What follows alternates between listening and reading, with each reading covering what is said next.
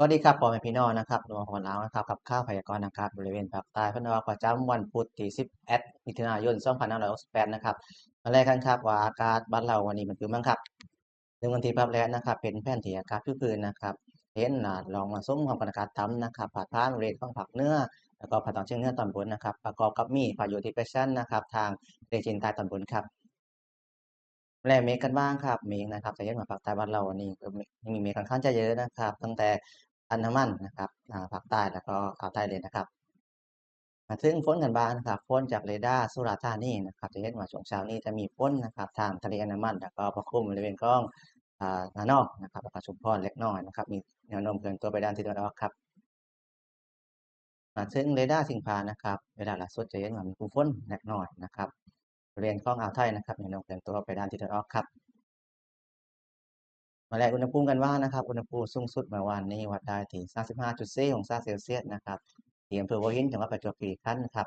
อุณหภูมิต่ำสุดนะครับวัดได้ที่24.1องศาเซลเซียสที่อำเภอปากแซงจังหวัดสุราษฎร์ธานีครับมาถึงรายงานปริมาณน้ำฝน24ชั่วโมงนะครับ7โมงเช้าของเมื่อวานถึง7โมงเช้าของวันนี้นะครับเฉพาะกลุ่มฝนนะครับเล็กน้อยซึ่งปานกลางนะครับเป็นแห้งๆนะครับประมาณฝนสูงสุดได้ที่12มิลลิเมตรนะครับที่ท่าอากาศยานหาดใหญ่จังหวัดสงขลาครับ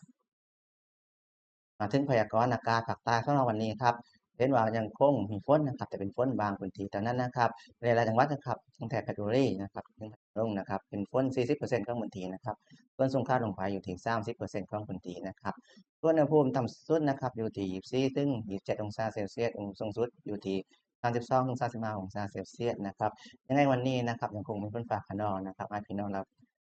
าระวังนะครับบริเวณที่มีฝนฟ้าคะนองนะครับอาจจะมีฝนตกหนักและลมกระโชกแรงได้ครับ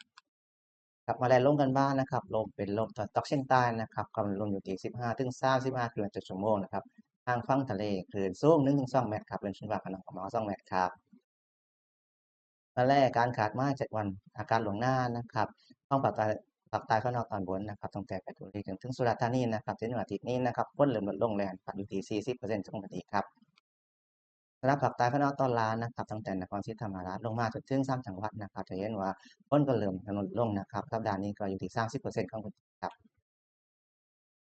สำหรับวันนี้นะครับขอจบรายงานข่าวพยากรณ์อากาศแบบเป็นกันนี้ครับพบกันไม่หลังรัตเช้าสวัสดีครับอุตุนิยมวิทยายุคใหม่แจ้งข่าวฉับไว